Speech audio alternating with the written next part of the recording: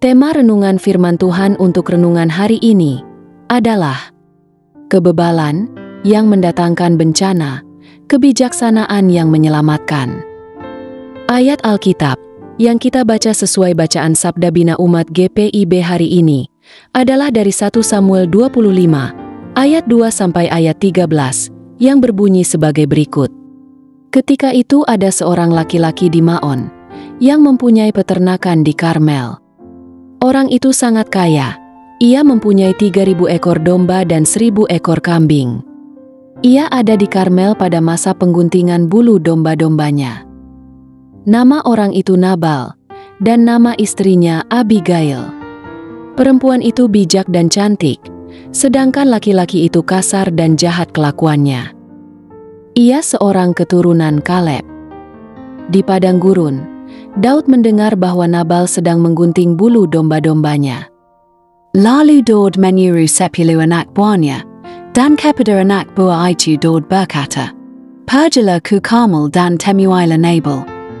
Tanyakanlah keselamatannya atas namaku. Sampaikanlah salam sejahtera ini kepadanya.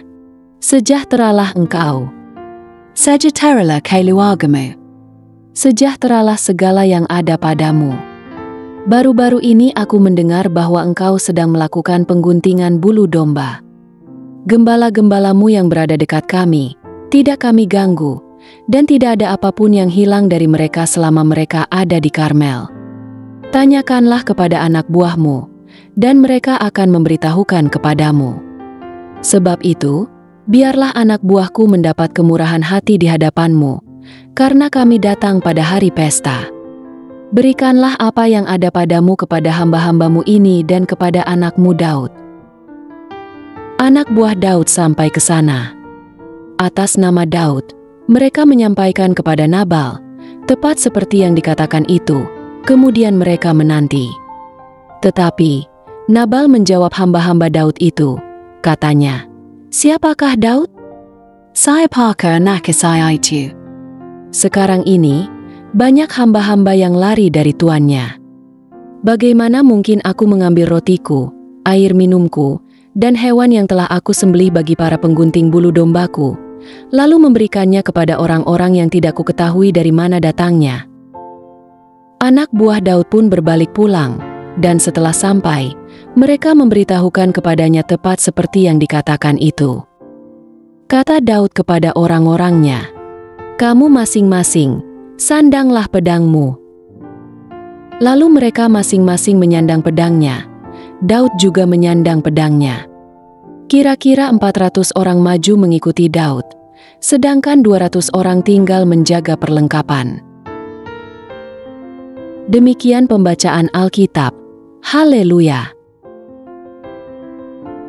Saudara-saudari buah hati Allah, hari ini kita akan merenungkan satu bagian dari Alkitab, yaitu dari 1 Samuel 25, ayat 2 sampai ayat 13, tentang Nabal seorang kaya dari Maon, yang memiliki banyak ternak di Karmel, dan juga sesuku dengan Daud, yaitu suku Yehuda.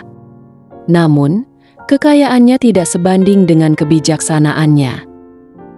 Ketika Daud, yang telah melindungi para gembala Nabal, mengirim utusan untuk meminta bantuan, Nabal menolak dengan kasar dan menghina Daud. Reaksi Daud pun cepat dan emosional. Ia bersiap untuk membalas penghinaan itu dengan kekerasan. Untuk merenungkan firman Tuhan hari ini, mari ajukan pertanyaan berikut kepada diri sendiri. Apakah kita pernah bereaksi berlebihan ketika dihina atau ketika tidak dihargai? Bagaimana seharusnya kita merespons ketika kebaikan kita dibalas dengan kejahatan? Dalam konteks zaman itu, kehormatan sangat dijunjung tinggi. Penghinaan seperti yang dilakukan Nabal bisa memicu konflik serius. Namun, tindakan Daud menunjukkan bahwa bahkan orang yang dekat dengan Tuhan pun bisa tergelincir oleh emosi.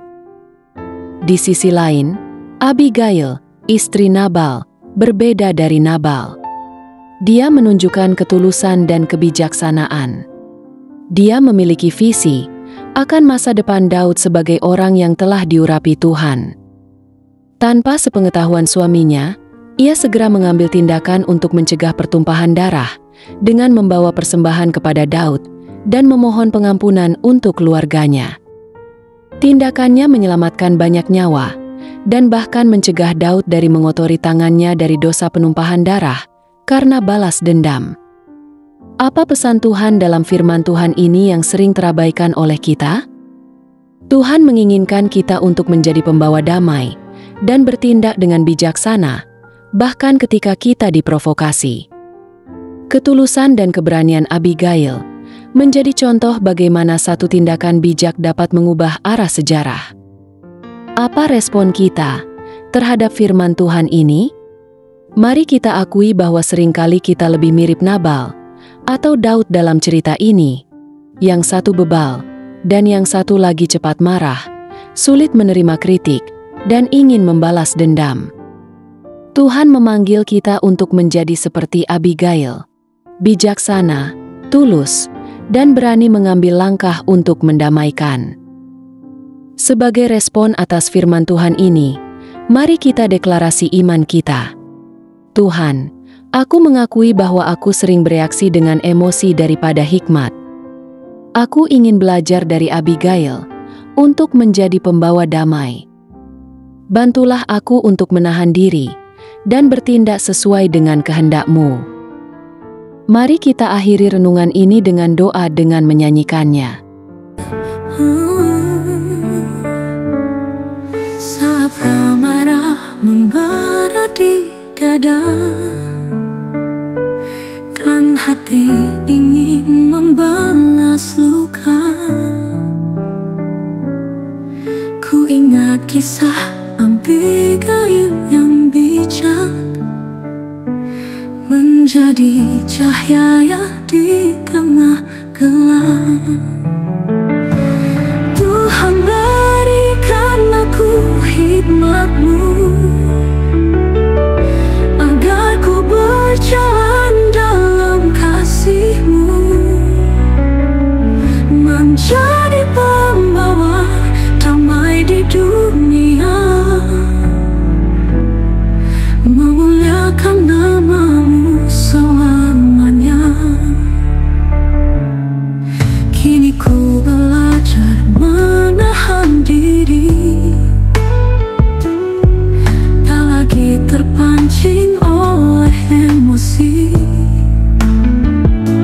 Ku ingin seperti Abigail yang setia, menjadi alatmu di dunia. Tuhan berikan aku hikmat-Mu, agar ku berjalan dalam kasih-Mu,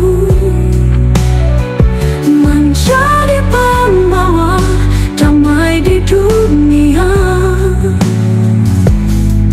memuliakan nama-Mu selamanya. Kuatkan aku ya Tuhan, untuk memilih jalan-Mu dalam setiap langkah hidupku. Ku ingin setia padamu. Tuhan berikan aku hikmat-Mu, agar ku berjalan dalam kasih-Mu, menjadi pembawa damai di dunia, memuliakan nama-Mu selamanya. Hikmat-Mu jalanku, kasih-Mu pelitaku, dalam setiap langkahku, Kau Tuhan penuntunku.